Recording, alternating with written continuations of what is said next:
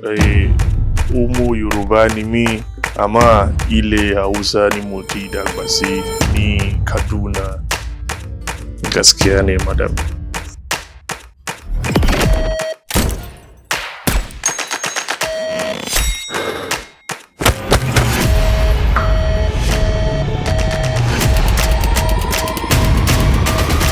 Wọ́n ti ń wọ ẹ káàkiri.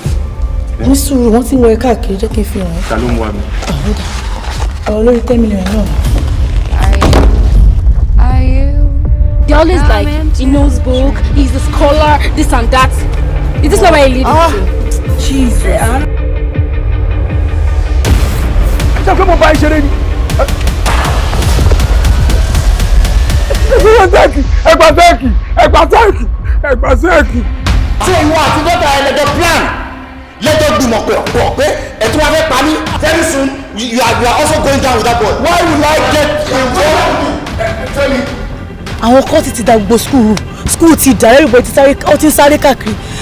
Ọlọ́run gan ló yọ mí. Àwọn kan ti. Who are you? Are you a cultist? Are you coming to the tree? Na blue we get on o, and the sky na blue. Voila. If to say we still get green now, we forget hope o. But this blue wey we get on, na only Baba God. I pray I fit take us out of here. Ọ̀gá lápá, ọ̀gá láyà. Kí ló ń jẹ? Ọ̀gá wa mi ò jẹ nkókó o. The same thing tí ẹ̀yin jẹ náà lèmi náà jẹ. Bí èké mi.